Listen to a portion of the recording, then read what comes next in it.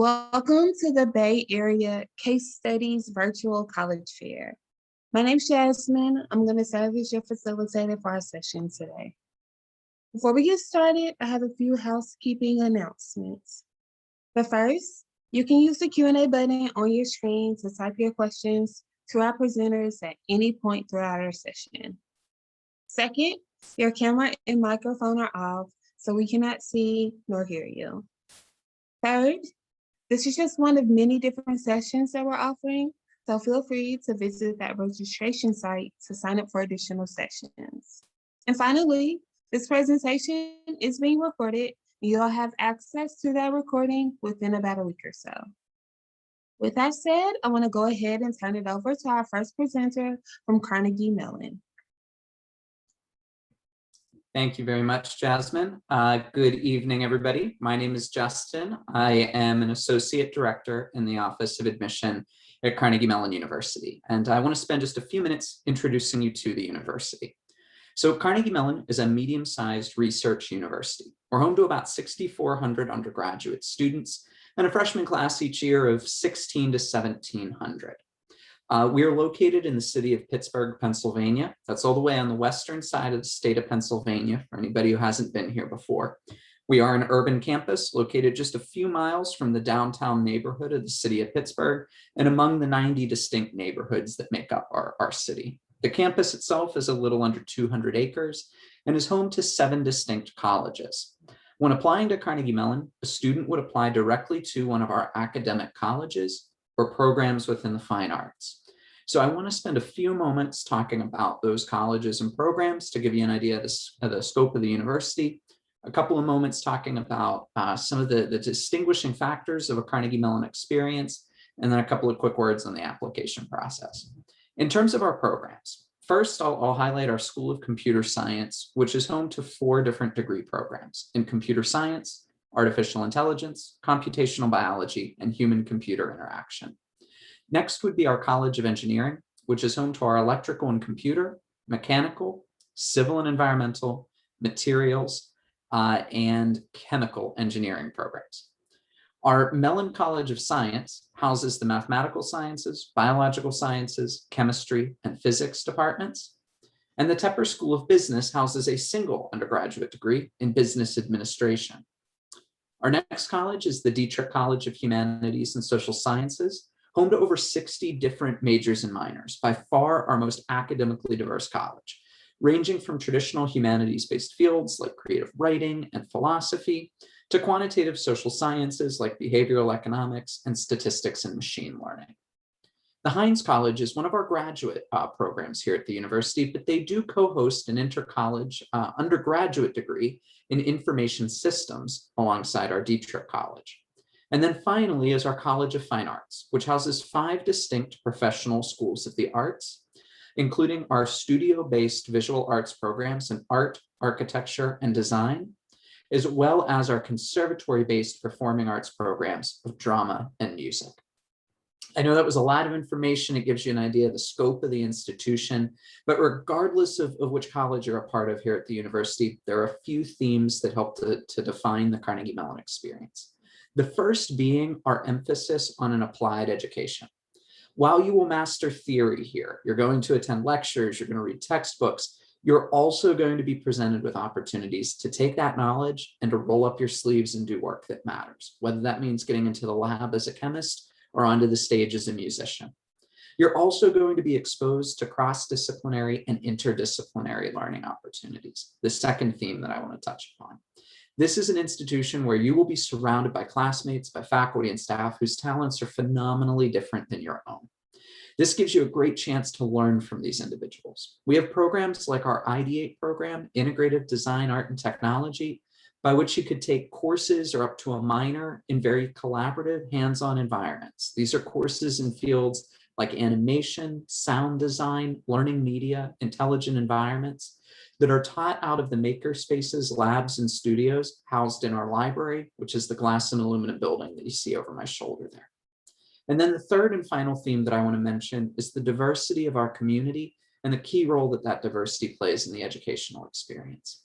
We find that when we bring together individuals from a wide array of lived experiences, it leads to more interesting conversation, higher quality problem solving, and higher quality educational outcomes. Looking at our undergraduate student body, about 17% of our students are international students hailing from over 50 different countries. Domestically, our students come from 48 different states, as well as the District of Columbia and Puerto Rico. About 15% of our students are African American or Black, Latinx or Native American. About 49% identify as male, 50% as female, and about 1% is gender non-binary. Collectively, these three themes of an applied education, interdisciplinarity, and diversity help to define that Carnegie Mellon experience. With my last few moments, I want to give you a quick highlight of the application process here at Carnegie Mellon. We are a selective institution, and as such, we do practice a holistic review process, which you will hear echoed throughout the institutions you hear from tonight. That means we're looking for students that will both be successful in our academic or artistic environment, but who will also contribute to the broader community, make Carnegie Mellon a more interesting, more dynamic, more supportive and inclusive community for their lab mate, for their classmate, or for their roommate. We evaluate applicants through the Common Application, which is our exclusive application platform. And we do have fee waivers available for the application, as well as for our financial aid application. We process financial aid applications through the FAFSA or the CSS profile, and we do award financial aid on the basis of financial need. We guarantee to meet the full demonstrated financial need of our undergraduate students for all US citizens, permanent residents, and eligible non-citizens. With that, I'm going to wrap up my time. I encourage you, submit any questions that you have for me into the Q&A feature. I'll also drop my contact information into the chat for anybody who would like it. And with that, I am going to pass the baton on to my colleague Remy to tell you a little bit about Carleton. Thank you very much. So I am going to share my screen with you. All right. So again, friends, my name is Remy. Thanks for being with us tonight. I'm going to talk to you a little bit about Carleton, which is a small private liberal arts college in Northfield, Minnesota. The institution has about 2,000 students. Northfield has about 20,000 residents. Academically, Carleton is a home to deep thinkers, right? If you're someone who is excited about academia, who doesn't mind a little bit of hard work, you might really like Carleton. If you're not super familiar with liberal arts yet, we prize interdisciplinary studies, right? If you're someone who's excited to study many different things and to understand how those different things intersect and cross over and overlap and influence one another, you might really dig a place like Carleton. One thing that makes Carleton pretty unique is the trimester system. So rather than using quarters or semesters, our students go to class for 3 10-week terms. 10 weeks may not seem super fast. It's only a little bit different from a semester system, which is usually like 12 to 14 weeks. I can assure you it moves quickly. When students talk about the rigor at Carleton, very often they're including the pace at which we move through classes in their assessment of that rigor. The trade-off is that we take 3 classes at a time at Carleton, rather than what's usually 4 at a semester school, right? So you're moving more quickly through courses, but you're not balancing as many courses at once. Okay, you get more flexibility over the span of a year. And usually this means you end up taking more classes, right? You're taking 9 classes annually instead of what's often 8 at a semester school, right? So again, if you're eager for work, you can cram more courses into your 4-year experience at Carleton. This makes it easier if you want to do a double major, a major and a minor, or multiple minors. If you want to do an off-campus studies program at Carleton, it's not coincidence that about 3/4 of our students study abroad while they're here, and about 1/3 of our students go more than once. It's pretty darn easy to make it work with a trimester system, and your financial aid will actually follow you around the world if you choose to pursue one of those programs.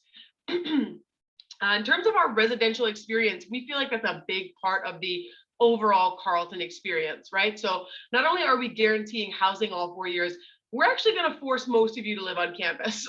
That's by design. Very few seniors live off campus. It ends up being about 95% of our students living on campus all 4 years. We think there's immense value in that experience, not just being on campus with your peers, but also being connected to different academic support systems, being next to your RAs, being next to professors' offices if you want to take advantage of office hours and things like that. Our students come from all 50 states. They come from over 40 different countries. There's over 100 different languages spoken on campus. There's at least one member of every major religion on campus. About a third of our students identify as BIPOC, and about 12% of our students are international students coming from all over the world. We also pay particular attention to socioeconomic diversity. Making sure we maintain a middle income presence has been a priority for Carleton in a world where financial systems at the college level tend to attract lower income students and higher income students. We want to make sure that we've got a broad range of students from different economic backgrounds represented. And I'll talk more about that once we get to the financial aid slide. In terms of how you spend your time outside of class, there is a wealth of opportunities. I don't know a single Carleton student, either from my time as a student or now as a staff member, who just does academics. Everyone does something outside of class. There are hundreds of different student organizations, the vast majority of which are open to anyone, regardless of prior experience, ability, major, anything like that, right? If you're excited to fill your time with something that you're passionate about outside of class, there is space for you. And I want to reiterate that most of these opportunities, these clubs, these organizations don't cost you additional funding, additional money, which is really nice. There's a wealth of campus resources as well. I think oftentimes at these sort of intense academic places, students sometimes feel like they're expected to do it alone, and that is never, ever, ever the expectation at Carleton. There was a big thing that drew me to Carleton over other places I was looking at, and that was the sense of collaboration I felt on campus. I felt like I was, for the first time, working with people, working with my peers, not competing against them, trying to beat each other with grades or test scores or whatever it was. I actually felt like we were a unit, all of us supporting each other. And that support goes beyond just your peers in the classroom, right? So I'm not going to go through all of these individually, but I would encourage you to look into these different support systems if you choose Carleton. And rest assured, these exist at all of these institutions that are represented tonight. So bottom line, look into support resources wherever you end up. If Carleton is a place that you might be interested in, we are a Common App school. We're also a QuestBridge school. We're also a coalition school. All three of those application platforms are very different. So I encourage you to check them out and use the one that is best for you. It is always free to apply to Carleton. There's never an application fee, regardless of which application platform you are using. Justin mentioned this. We use holistic review. Everybody on this call uses a holistic review process. Hopefully you got a taste of that in the case studies program. Yes, we're looking at your grades, your test scores, if you choose to submit them. We're also looking at everything else, right? What are you bringing to campus in terms of, in class, but also outside of class? We also meet full financial need all 4 years, right? So if you're looking at the sticker price of Carleton and it's shocking to you, please don't let that dissuade you from applying. The average financial aid package at Carleton is over $50,000. So most students aren't paying that sticker price. I will drop some contact information in the chat, but for now, I'm going to stop sharing and turn it over to Chuck. Thank you so much. And I appreciate you joining us tonight. And I'm just going to give you a few nuggets about the University of Delaware. I've worked at the University of Delaware for 7 years now. I'm based in California. So I usually show this picture to most families I begin the conversation with, because most students and families don't necessarily know exactly where the University of Delaware is. We're located in Newark, Delaware, which is about a 45-minute drive from Philadelphia, and about 90 minutes away from DC. We're close to Baltimore, and a little further away is New York City as well. So coming from the West Coast, it's very easy to find direct flights to these 4 major East Coast cities. And we're also really close to the Atlantic Ocean as well. So you can see the University of Delaware has a lot of strategic and social and academic urban options, but we're not an urban campus. We are the flagship Tier 1 public research university in Delaware. We have 18,000 undergraduate students and only 6,000 graduate students. So over 75% of our total population is undergraduate, and our resources are predominantly focused with our undergraduate students. We have a 13-to-1 student to faculty ratio, and 98% of our total classes are actually taught by tenured professors or professors that have a PhD and one of the highest degrees in their fields. So one thing about us being a public flagship university, I don't want you to think this is just dominated with Delawareans. In fact, we're a very small state. So actually 70% of our total population come from outside the state of Delaware.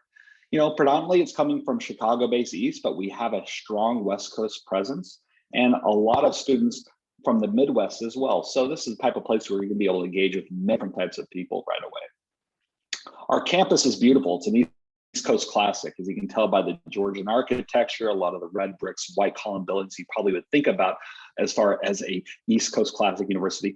From top to bottom, you see this large strip of green, wide open space. We call it the green, and it's really the hub and center of campus life. On the perimeter, you're going to find academic buildings, dormitories, libraries, student centers, and on wonderful fall and spring days, you're going to have students outside having small classes. They're going to be out catching sun. They're going to be throwing frisbees, just what you would equate at a real residential college campus. We do have Division I athletics. We have a thriving Greek life as well. But one thing I think differentiates our campus from others in the Mid-Atlantic area is the fact we have, from the center of campus here, 10 minutes away, we have a main street that intersects our green that has 80 different unique boutiques, restaurants, and shops that are independent of our school, but really within a short distance away. So wherever you go, you're going to want to go off campus at least once or twice a week. So just know that you have a lot of room to spread out, to enjoy the town. It's really this quintessential college town is what a lot of families feel and students feel when they come and visit the University of Delaware. So being that we do have a lot of students here in California, predominantly Northern California, the best comparison I can make is Walnut Creek. That's a lot of the feel that I get when I'm in Walnut Creek. It reminds me of New York, Delaware on our main street. And in Southern California, if you venture down here, it'd be like Old Town Pasadena, or on Chapman's campus, they have the main street in Orange. So a lot of cool things happening on Main Street. But from an academic standpoint here, we're a wonderful research university that has 150 different majors and 100 minors to choose from. And we're divided into 8 different colleges at the University of Delaware. But interestingly enough, 20% of our students come in each year as university study students. So that means they have multiple interests, or they don't want to formally commit at this point yet. So they'll come to the University of Delaware, they'll have their own set of university study academic advisors, and they're going to go through our liberal arts curriculum. And it could be after one semester, or it could be at the end of their sophomore year, they will formally transition into their major, and the advising will be falling under that particular college. But it's a great place to come and explore. And you will find, though, whether or not you are directly admitted into your major or not, that students are able to kind of really curate their academic experience, where most of our students are adding 1, if not 2 different minors, or even double majoring. As far as students who are interested in getting out in 4 years, sometimes public universities have the bad rep that that's not possible. We have a 4-year graduation rate of 73%, and that's with our students being able to do a lot with their academics. Most students in California know us for our health sciences, our engineering program. So our most competitive program is our nursing program. We're the #1 physical therapy school in the nation, so our exercise science and sports health programs are very competitive as well. And chemical engineering has definitely been probably the most notorious on our campus, because we have Gore, we have Dow, and we do have some amazing relationships with these companies who are based in New York, Delaware, but we have a very great biomedical engineering and mechanical engineering programs as well. But all in all, we are a liberal arts university. We do have excellent psychology, neuroscience, education, a 3-language major as well. But you're probably wondering, what if I don't want to go to a large school? Well, we have different ways, like our honors college, to make those communities a little bit smaller. We take 600 students each year into the honors college. We have the World Scholars Program. If you want global citizenship to be part of your 4-year experience at the University of Delaware, you can begin traveling abroad right away with other first-year students that first semester. And we also have, as I wrap up here, an excellent high school youth entrepreneurship competition called the Diamond Challenge. It's the #1 ranked high school youth entrepreneurship competition. So please check that out. And if you're interested, go to diamondchallenge.org and register for next year's competition. And here's my contact information. I'll put it in the chat as well. And I would love to answer any questions you have in the Q&A. But thank you very much. We're going to hear from Trinity at this time.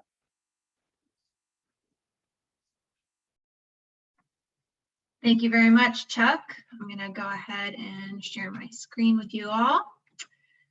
So my name is Emily Petersell. I'm an Associate Director of Admissions at Trinity College in Hartford, Connecticut. So Trinity is a small liberal arts and sciences college.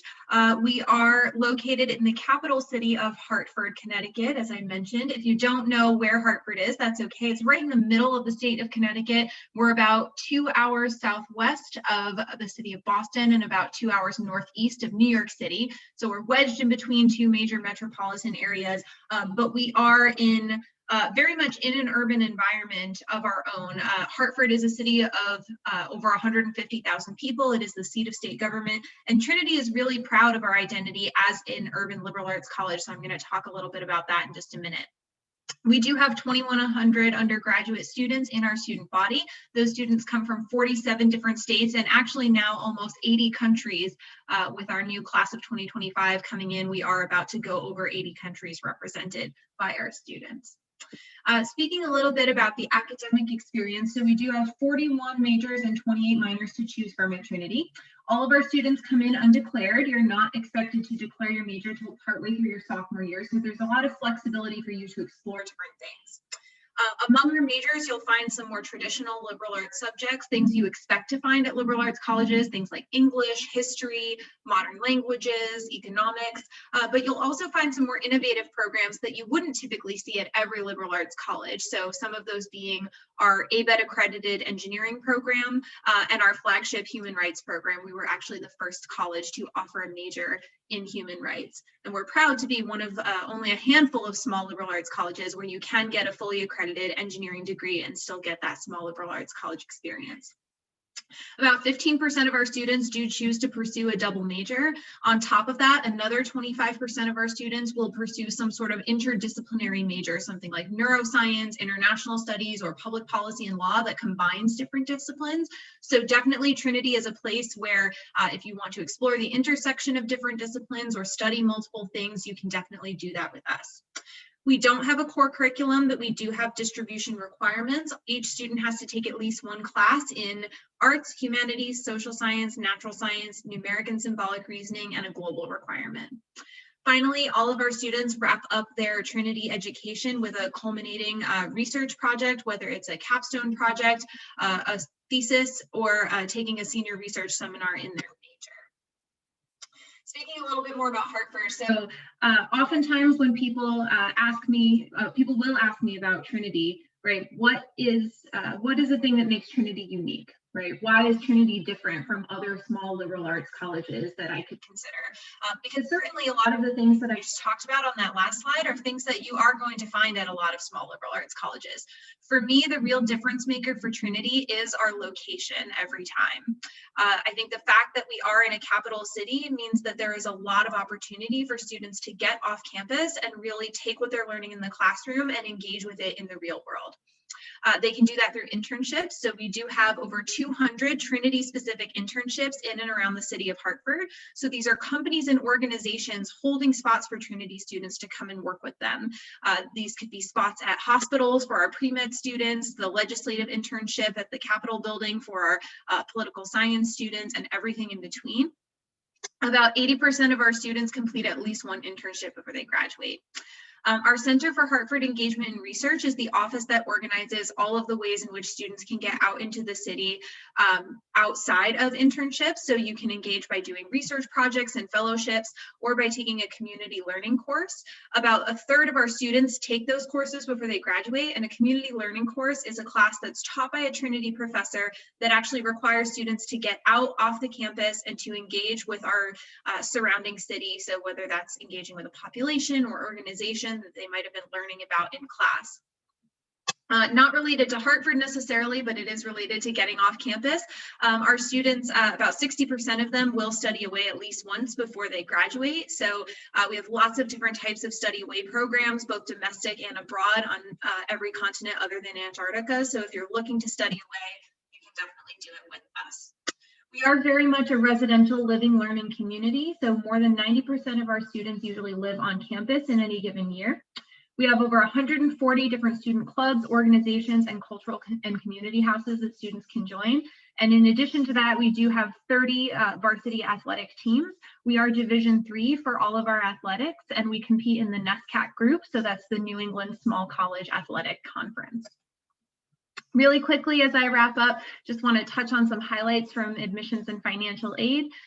So we do practice holistic review. We are a test optional college, and we have been since 2015. That's not new, and that's not a policy that's going to change. And we waive the application fee for all first generation to college students. In terms of financial aid, we are committed to meeting 100% of your demonstrated financial need through our need-based aid program. And we do also award merit scholarships through our admissions process. No need to apply separately for a merit award. That's all I have for you today. Thank you so much for listening. I'd be happy to take questions right now in the Q&A, or you can follow up with me via email after this presentation. But thank you very much, and I believe Pitzer is next.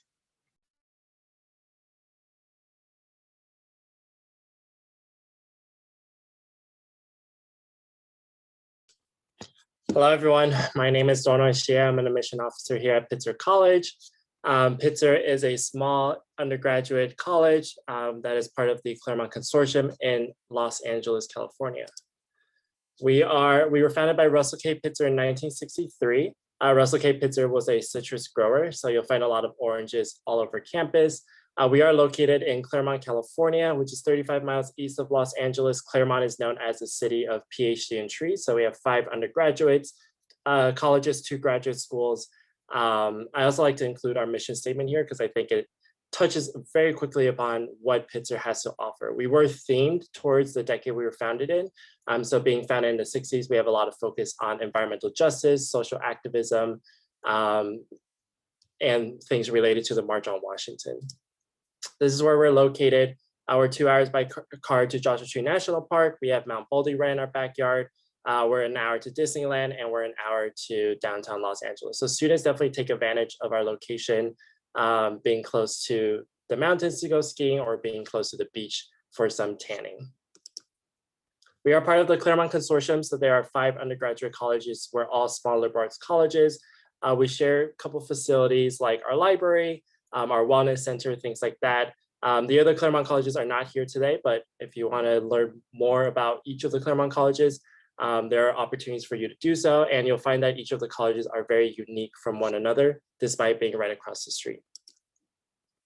At Pitzer specifically, we're very focused on our 5 core values, which are listed right here. You'll find these core values in our academic curriculum, in our student body, and it plays a huge part of the admission process when we're looking at whether or not a student has a fit we're looking for. We're looking at these 5 core values. Have you done anything within them? Are you planning on doing anything at Pitzer? I won't be able to go through details on each of these core values, but I can touch upon a few and give you a couple of examples. Starting off with social responsibility, we have our racial justice initiative and our Inside Out program. So our Inside Out program are classes taught by Pitzer faculty and local prisons around Pitzer, where half of the students are inside students, meaning incarcerated individuals, and half of the students are outside students, meaning Pitzer students. This creates an opportunity for our Pitzer students to learn more about the prison pipeline in the US, and it's a great way for us to enrich our community and those who have been disproportionately affected to be able to receive Pitzer credit so they can continue their education. For intercultural understanding, about 53% of our students study abroad. There are 60 partnership programs for you to choose from, and there are 8 direct Pitzer run programs. What I like more about intercultural understanding actually is our decolonization education, which is where students can take classes with Pitzer professors that are not just focused on traditionally history written by white male perspectives, but do highlight those BIPOC voices and essentially reteaching our students what the true history is in the US and in the world.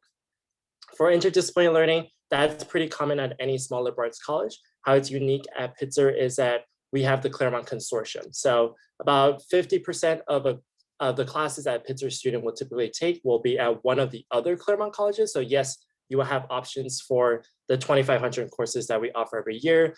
Even though you are attending Pitzer that has 1,000 students, across the Claremont Consortium, we have about 6,000 students. So you're attending both a small and a medium-sized college at the same time. 40% of the classes will typically be taken on Pitzer's campus, and then 10% of your classes will be taken at the Keck Science Center, which is shared between Pitzer, CMC, and Scripps. For student engagement, we have the most active student governance body in the country. So as a Pitzer student, you're not just here to take classes and living on campus for 4 years, you're actively engaging in what the college policies are, who's the new college president, which professors receive tenure, and you're really engaging in our shared governance system. In 2011, our student body decided that we should no longer invest in fossil fuel as a college, and so they passed a resolution to divest from fossil fuel, making us the first West Coast college to be to pull all of our endowment resources out of fossil fuel. We also have the second most politically engaged students.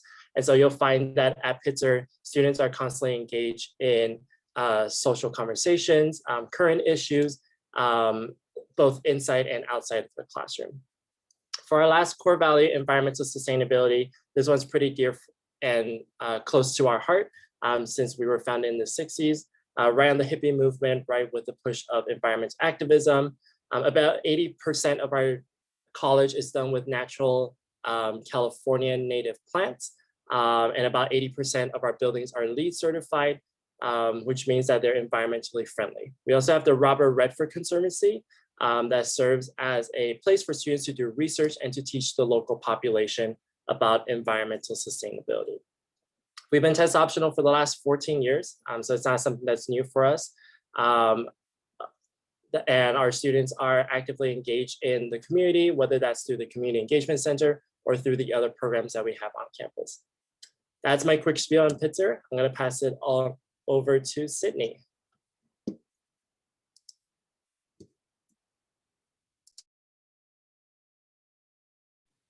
All right, hi everyone. Let me pull up my PowerPoint. All right.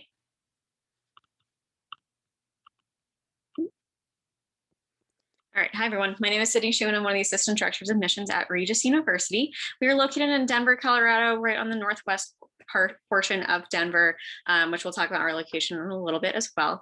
We are a Jesuit Catholic institution, so we are Jesuit, one of the 27 Jesuit institutions in the US. I'm sure on the West Coast you're familiar with schools like Santa Clara, USF, Loyola Marymount.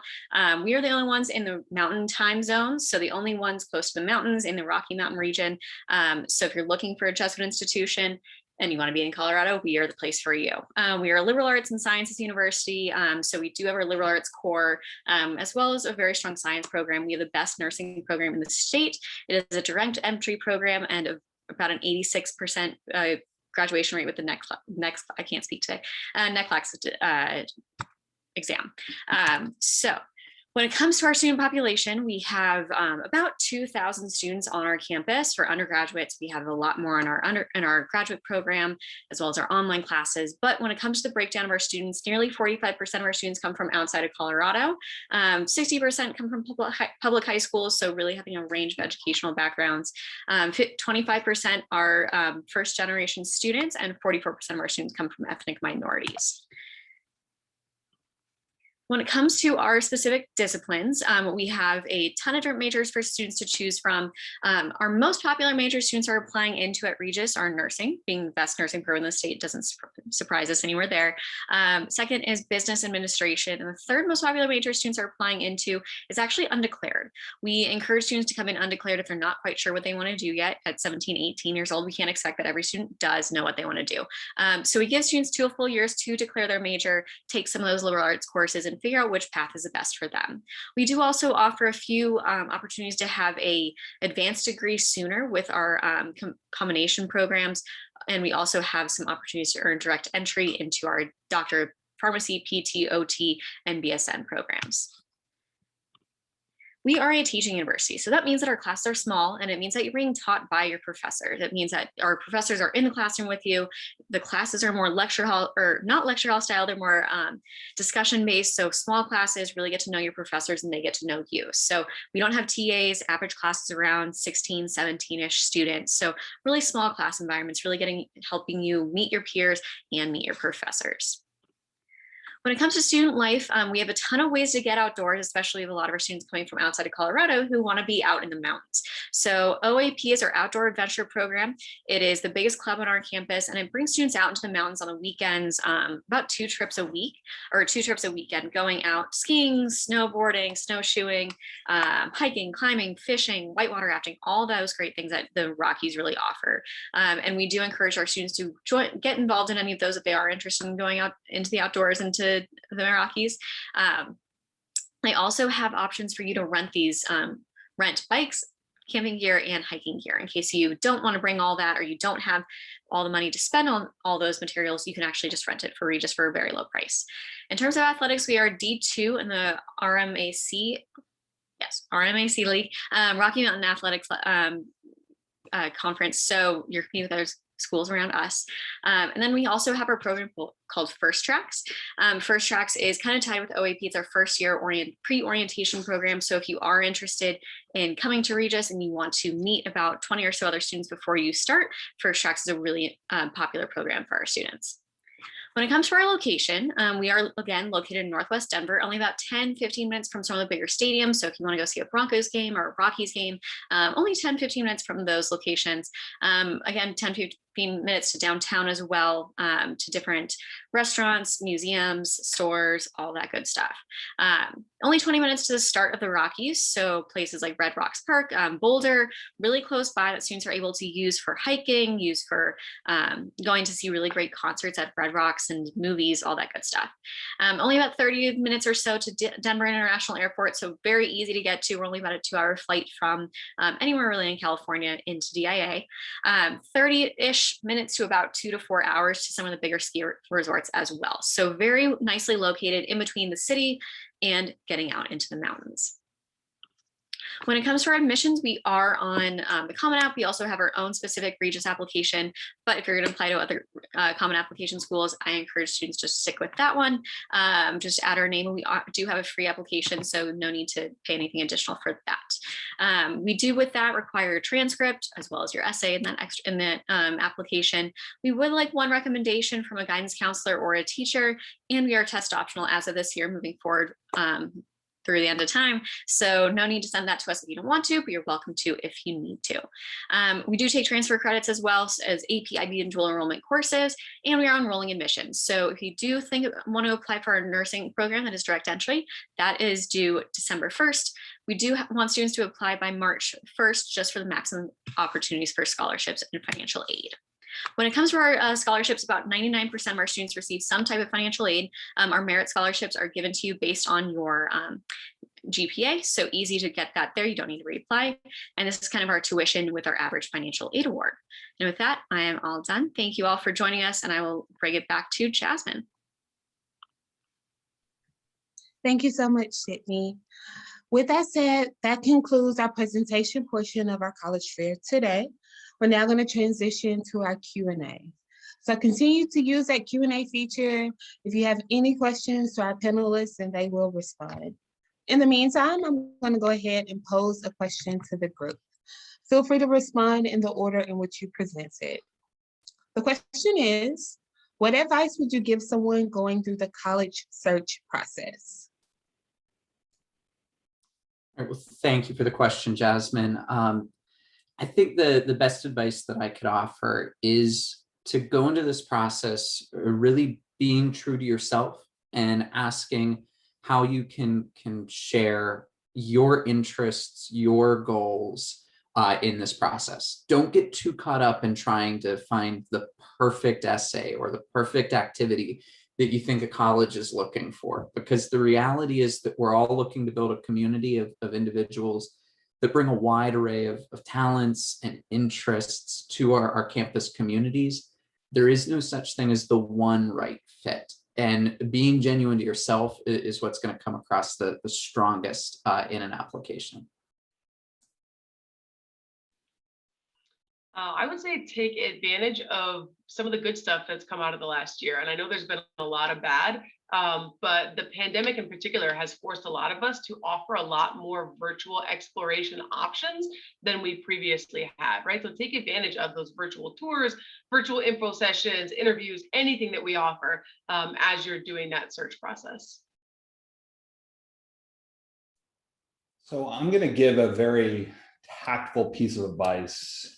And you are all juniors about to go into your senior year. And so this is probably going to start this whole process, going to kick it off. My advice would be to work with your parents or guardians and say, look, get a calendar, could be a digital calendar, a physical calendar is even better. Put it on the fridge and say, look, these are the days, maybe 1 or 2 a week, that college conversations are fair game, because you don't want to have college being a discussion point at every meal, every downtime when you're away from school throughout the next 12 to 14 months. You know, there's going to be a lot of highs, there might be some lows, but you want to make sure that you have those boundaries set forth so you can enjoy this great last year of high school, and you don't want memories looking back a few years later that, man, I was just so stressed out, and maybe have some squabbles with your parents because they're always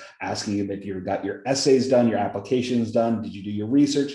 Just set those boundaries and just know that take care of your mental health. And I think this is a good tactic to have.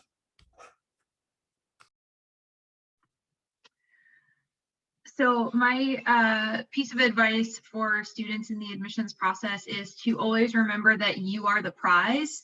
You are the prize. College is not the prize, right? I think a lot of people get confused and they think that getting into the right college, getting into the best college or the college with the big name is a prize to be won, and that you have to figure out how to win that contest, when in reality, you are the prize, right? We are all vying to have you, the wonderful person that you are, on our campuses. And, so no, you're not going to get into every single institution that you apply to. But at the same time, I think it's important to remember that this process is about you and your future and what you want for yourself. And it's not about what colleges are looking for and what colleges want, right? We want what's best for you, and we want you to find the right place for you. And so always make sure that you're centering yourself in the conversations about college, and that you're not focusing on the colleges as the center, if that makes sense. My colleagues all gave great advice here. So I'm going to keep mine brief. I would say my biggest advice will be to trust your gut feeling. Try not to be overwhelmed by the news reports or numbers games that a lot of colleges and universities produce out there, and trust your gut feeling for finding the right college that feels right for you. Those colleges will be the ones that you're happiest at to spend your 4 years of your college education. Say relax. I know that this is a very stressful process, but you are going to find the best school for you.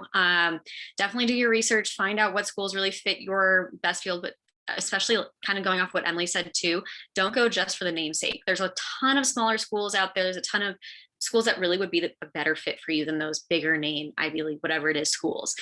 So really keep an eye out on that. And I know Naviance does a great job, but your counselors and your parents really know you well, and your friends know you well. So relax. You're going to find a place for you.